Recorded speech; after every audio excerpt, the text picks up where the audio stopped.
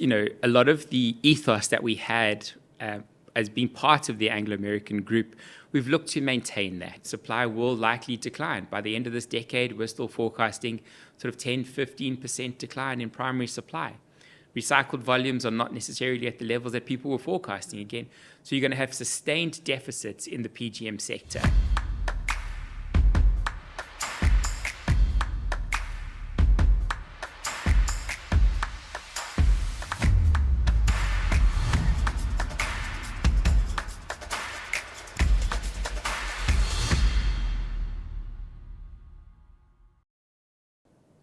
Out of a legacy global major, a new independent company is taking shape, one that carries deep operational heritage but now has the freedom to define its own strategy, culture, and future.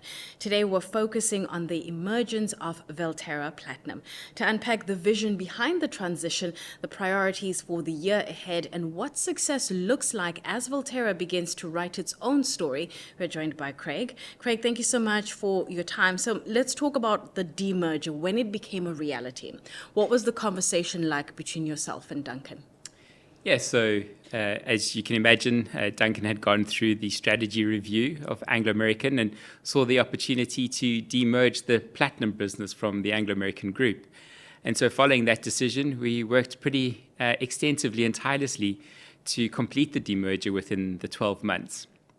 And so that really, a couple of work streams that emanated out of that was really for us to rethink through our strategy as a standalone entity, for us to work through how we set ourselves up for success. So there are certain skills and capabilities that we needed to transfer across into Valterra Platinum, and then really for us to start to work on who we wanted to be. So it wasn't just the name change, which was pretty daunting in its own respect in terms of coming up with a new name for such an institution of a company, but more importantly, thinking through how we were going to operate. How did we create the agility, that focus, and that discipline as a standalone company, and ultimately ensure our long-term success?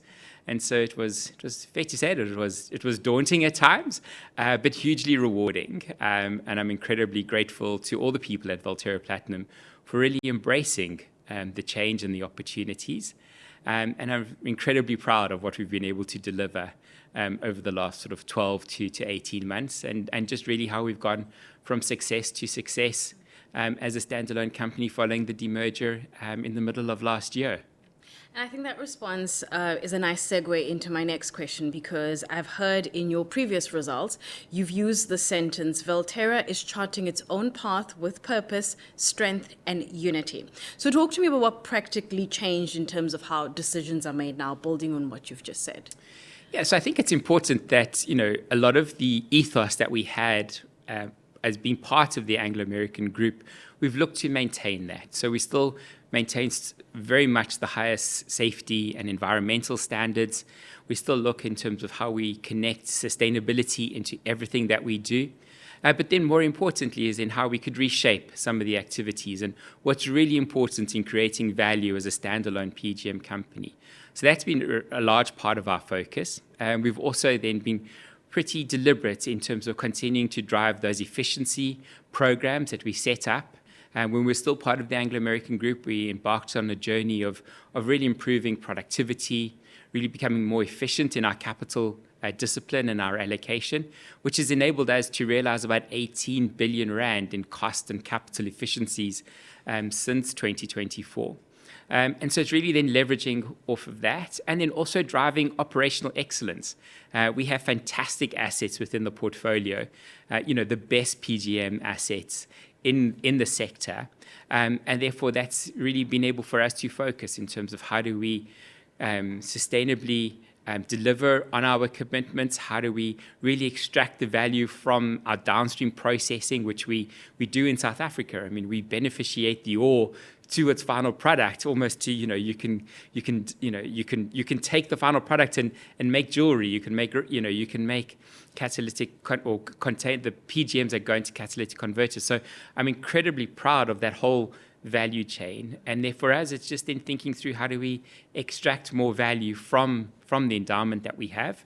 And that's really been part of the change and the success, but very much still core to us is, safety, achieving zero harm is fundamentally important to us. It's really around driving that operational excellence. It's really around thinking through how we disciplined in our capital allocation that looks to create long-term value, and how we then also look at new market demand segments. So PGMs are fantastic metals, and they have these amazing properties and a huge potential for us to continue to develop new markets which support a greener, a cleaner, and a safer tomorrow. And so we actively continue to work on that. So it's multifaceted, but it's much more focused as an organization, and really focused around delivering on our commitments, both to shareholders, to governments, to our employees, and to our communities. I'm glad you brought up PGMs because they sit at an intersection of automotive demand, energy transition, as well as different narratives. And again, we can't forget the global geopolitics as well. How are you positioning Voltera at a time where the end user demand may be evolving? How are you remaining relevant when all of this is playing out? Yeah, so I think it's a fascinating time. It certainly is. It's volatile, and that makes it for exciting moments. But for us as a company, we just step back around that long-term PGM demand. We've been signposting for quite some time that the energy transition and the end to internal combustion engine vehicles as a result of growth in battery electric vehicles was not necessarily going to play itself out the way sort of forecasters anticipated. And you've seen that. You've seen sort of a slowdown in battery electric vehicle adoption and growth. You've seen people switch from battery electric vehicles to hybrid vehicles. And you've seen that growth in automotive sales. So for us, that gives us the confidence that actually a key demand segment for where we are today will continue to be around for quite some time.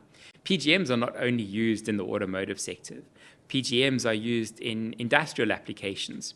So today, PGMs are used in semiconductors. They're used in chips for AI and really to support the AI boom. PGMs, as you know, are used in jewelry, and where you've seen an 8% increase in PGM demand for jewelry sales in 2025 alone. So all of these speak to a really robust and healthy demand segment, not to mention the opportunities around hydrogen into the future and the way PGMs have a role to play in hydrogen mobility. But if you take that, so coupled with a positive outlook for demand, and then really what is quite constrained supply, and primary supply in South Africa, because of underinvestment in the PGM sector, means that supply will likely decline. By the end of this decade, we're still forecasting sort of 10-15% decline in primary supply. Recycled volumes are not necessarily at the levels that people were forecasting again. So you're going to have sustained deficits in the PGM sector, which will continue to therefore keep prices at a higher level than what we saw back in 2024, or back to the sort of levels of the mid-teens. In 2015, 2016. And as a consequence of that, you'll see sort of investment taking place back into the PGM sector. But what's really important for us as a company is that we're disciplined in that capital allocation. So we are looking at growing and creating value from our Mogalakwena operation, investing in that, because that makes a lot of sense in terms of the value creation, and really then continuing to support our other assets. And where we see opportunities to extract further value, we will do that, but we'll do that in a really disciplined way. Going back to the strategy and who you are now as an independent organization, what would you say are some of the initiatives you've embarked on to foster innovation and agility at a time perhaps where you may have also had to take in what loosely can be described as a legacy workforce and move them into this new organization? Yes, I think it's certainly been as part of Valterra Platinum, part of that ethos in terms of how do we embrace and adopt technology and change to really extract that value as a company. And so we do that in a couple of respects. We do that in terms of the operations, where we've deployed some recent technology in terms of implementing Jameson cells at our concentrator at Mogalakwena. And that's really realized a huge amount of actually cost savings, because we've been able to reduce energy consumption. We've been able to reduce transportation of the concentrate because it's a higher grade concentrate which we take to the smelters. And that's really through that adoption of technology and innovation. We also look at innovation and technology from a demand segment perspective as well. And so investing in new demand segments where we can see a return, so being disciplined again in how we allocate capital, that's where we can also embrace innovation and technology. So it's multifaceted across the entire organization, not only from an operation perspective, but potential future demand segments. And that's all sort of informs our thinking in terms of how we just become a much more simpler, more focused organization, and leveraging the technology which is out there. But I think it's important for us is we will do it in a sustainable way. So we won't necessarily chase after the new shiny things, which we've potentially we've done in the past. We'll be much more deliberate and focused in terms of where does it add value, and then we'll absolutely embrace that technology, embrace the opportunity, and bring people along.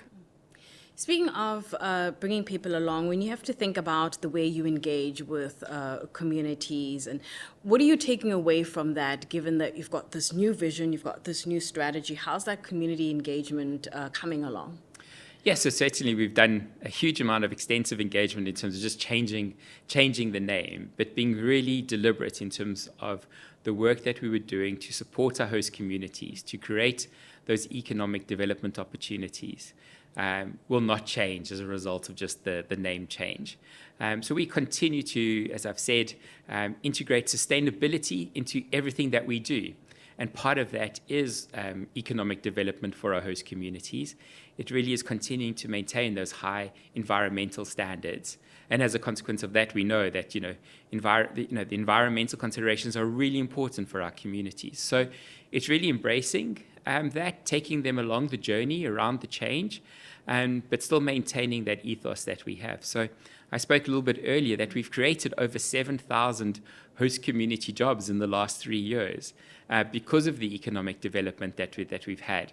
And we're incredibly proud of that. And that won't change, because upgrading the community's experience as a consequence of mining being in their backyard is really important as part of our social license to operate. And frankly, it just it delivers on what we want to do and our purpose. This might be a bit of a tricky question to answer, but it's a leadership-focused question. What lessons are you bringing in from the Anglo days, when it was Anglo American Platinum, into Volterra, and what would you say you're leaving behind in how you approach this next chapter? That's a really interesting question. Look, I think, I've spent 25 years with the Anglo American Group, so there's a lot of that DNA that's ingrained into you.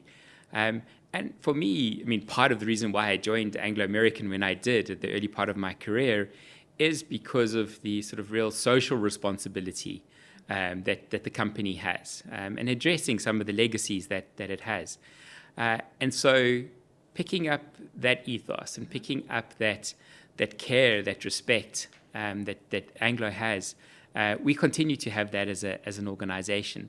But I think importantly, as a standalone company, we need to ensure that we're resilient, that we're agile. And so embracing that and building that into the way that we think, just driving simpler ways of operating, finding new ways of doing things is really our mantra at the moment. And I'm incredibly, really, really pleased to see people at Valterra Platinum embracing it. We have a new value, which is to own it. Yeah. It's really taking that accountability, taking that responsibility, but also importantly, finding new ways of doing things. And I'm really, really pleased to see how people have embraced it, see those ideas coming through, and that just creates that environment where we can deliver more value, that we can look for better ways to do things, and reduce our impact to the environment, but more importantly as well, ensure that we create long-term sustainable value for all of our stakeholders. What's on your to-do list over the next 6 to 12 months? And when we sit across from each other next year this time, how will you measure the success of that to-do list? Yeah, so I thought the to-do list was going to get shorter, but I've worked out it doesn't. But for me, the key things for us are really continuing to drive safety and health across our organization. So we tragically had 2 fatalities at our operations last year. And nothing is more important for me than ensuring that everybody goes home uninjured and unharmed. So we're going to progress how we achieve that. And we've got some really good work in that particular space, and we've got to continue to focus on it. The other aspect for me is then I come back to extracting the value from this world-class endowment that we have. So I've spoken about the opportunities at Mogalakwena, where we're looking to go underground and really being able to really raise production from Mogalakwena by 10-20%. So we need to complete the feasibility study this year and be able to in a position to take the investment decision early in 2027. So that's another key component of what we need to do. And we've still got some separation work to do with Anglo American. We need to complete that, and we need to do that in a responsible way. And then finally is just how we continue to work with my peers in the industry, that we can make sustainable investments in market demand areas to grow the profit pool that we can from future demand of PGMs. And so, part of my work this year will be encouraging them to put hands in their pockets and really spend where it makes sense on market development activity, so we can grow future demand segments and we can become much more sustainable, and really look after the thousands of jobs that we have as a PGM sector here in South Africa. If you had to describe the future of Voltera using one word, what would that word be, and why that particular word? I think it's resilient. Resilient, okay. Yeah. And I think it talks to many things. It talks to us driving that operational efficiency. Right. It talks to us creating those market demand segments, which enables our resilience, so it doesn't matter what happens to the commodity price cycle. It talks to us being able to continue to invest in our business as Valterra Platinum, and really then being able to sustain the value creation that we see. So I suppose that would be the word that I would describe as what the future is for us. The theme for this year's Mining Indaba is Stronger Together, Progress Through Partnerships. How are you looking at partnerships, both public or private, and where does Volterra fit into how that view plays out? Yeah, so you can imagine the size of our organization. There are plenty of opportunities for us to partner with governments, with communities, with customers, and so many other other role players within society. Just recently, we've partnered with the rest of the South African industry as part of the Energy Crisis Committee in addressing the impact of load shedding and load curtailment, not only at our operations, but as a country. And so through that partnership with government, through other industry role players, I'm really, pleased to say that, we haven't been impacted by load shedding for over a year now, which is, this time last year, it would have been a real concern. So partnering together to come up with a sensible solution is, just shows you the benefit of being able to work together and making that progress. I've spoken about market development. For me, tomorrow I'll be able to, also on Tuesday, we'll be able to announce another partnership that we've entered into with other role players in finding new uses for PGMs and continuing to grow that pie. But we're not doing it our own. We're doing it with another peer company. We're doing it with a customer, really focused around creating that. And I suppose then partnership, forms it's multifaceted. We work with suppliers. We work with universities to grow young talent, not only to support the mining industry, but other functions, not only for Valterra Platinum, but actually for the wider mining sector, and really support investing in Africa. Craig, thank you so much for your time. For more insights, you can go to miningindaba.com.